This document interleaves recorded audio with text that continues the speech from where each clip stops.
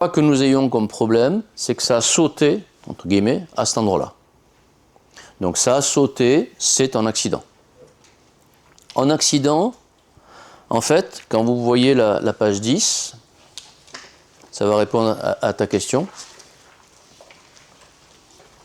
La vertèbre numéro 1, vous la connaissez, c'est la première cervicale. Elle gère tout ce qui se passe dessous.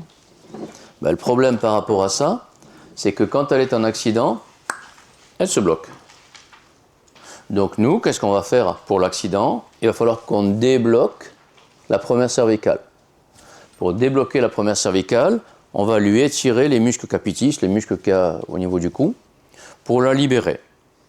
Et en fait, quand on est en accident, on est comme ça. Et ouais, mais c'est important. Ça s'appelle la triple flexion archaïque que vous allez retrouver dans l'hémiplégie. L'hémiplégie, il est comme ça.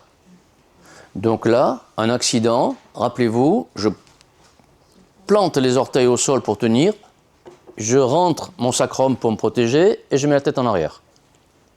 Donc, quand on va vouloir montrer l'accident, on va demander des mouvements d'étirement à la personne. Elle ne sait plus faire. Et du moment qu'elle ne sait plus faire ces mouvements d'étirement, c'est qu'elle est en accident. On va répéter 1000 fois, il faut que vous compreniez absolument ça. C'est vachement important. Quoi qu'on ait comme problème, mais quoi qu'on ait comme problème, on n'arrive pas à avoir confiance, on va faire la confiance plus tard dans le mental. La confiance, ce sera un accident. On n'arrive pas. Mémoire à court terme, elle est un accident. Personne qui ne se rappelle jamais rien est un accident au niveau de la mémoire. Il faut lui traiter sa problématique en accident. Quoi qu'on vous demande pour solutionner, dites-vous la personne est comme ça. Et si la personne est comme ça, vous devez le tester en gamma 2 contraction.